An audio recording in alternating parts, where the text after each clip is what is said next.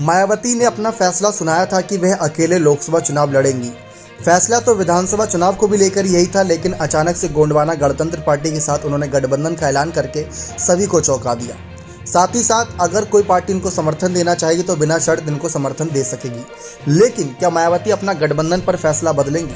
क्योंकि कांग्रेस ने अभी पूरी ताकत झोंकी ही नहीं मायावती को मनाने के लिए। इससे पहले भी राहुल गांधी ये साफ कह चुके थे कि विधानसभा चुनाव में हम मायावती को सीएम फेस मानकर उनको चुनावी मैदान में उतारना चाहते थे। ये राहुल गांधी का बयान था, जिस पर मायावती ने कहा कि ऐसा कुछ भी नहीं था, कांग्रेस झूठ बोल रही है। लेकिन क्या वही बात कांग्रेस लोकसभा चुनाव में भी लागू करेगी? क्या कांग्रेस मायावती को पीएम फेस मानकर आगे उनके साथ गठबंधन करना चाहेगी? अगर ऐसा है तो बहुत बड़ा फैसला होगा और ऐसे में मायावती अपना फैसला बदल सकती हैं।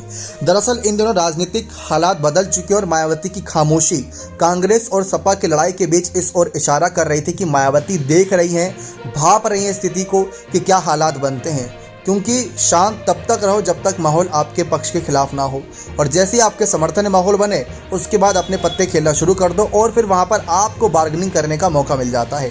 मायावती को ये पता है कि उनके पास सीटें कम आती हैं सांसद के तौर पर, लेकिन किंग मेकर की भूमिका में आ सकती हैं, इसीलिए वे बार्गेनिंग नहीं कर सकती। लेकिन अब कांग्रेस का साथ जैसे जैसे सपा छोड़ रही है, आरएलडी छोड़ रही है, वैसे वैसे कांग्रेस का हाथ अगर मायावती थाम लेंगी तो कांग्रेस को ये लगेगा कि उनकी इस कठिन स्थिति में किसी ने उनको साथ दिया तो चलो इन्हीं का साथ दिया जाए। तो मायावती वह स्थिति को भांप रही हैं। मायावती का शांत रहना इन सब लड़ाई मुद्दों के बीच एक इशारा दे रहा है कि मायावती कई हद तक अपना फैसला बदल सकती हैं।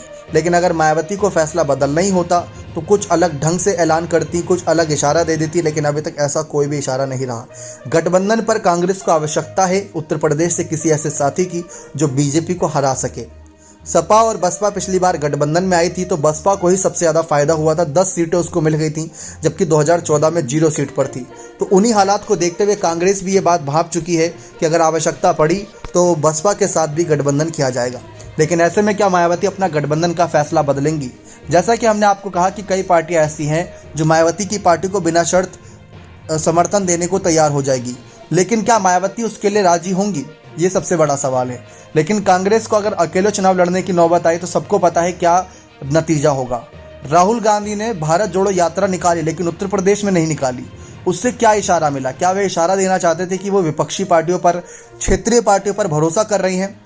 लेकिन अगर वही भरोसा था तो मायावती ने तो भरोसा तोड़ दिया है, क्योंकि उन्होंने गठबंधन से साफ इनकार कर दिया। जबकि गठबंधन से इनकार किया तो किया, लेकिन कांग्रेस को आड़े हाथ लेते हुए ये कह दिया कि देश को इस स्थिति में लाने के पीछे का सबसे बड़ा हाथ कांग्रेस और भाजपा का है, जिससे देश आज गरीब है, पिछड़ा है और देश का मान सम्मान नहीं होता। ये बात मायावती ने कह दी, तो ये कांग्रेस पर बड़ा तंज था। लेकिन मायावती का गठबंधन पर फैसला बदलना ना बदलना सब कुछ उन्हीं पर निर्भर करता है। पार्टी के नेताओं ने भी बात कर ली, लेकिन कांग्रेस ने, जैसा कि अभी हमने आपको बताया, कोशिश ही नहीं की।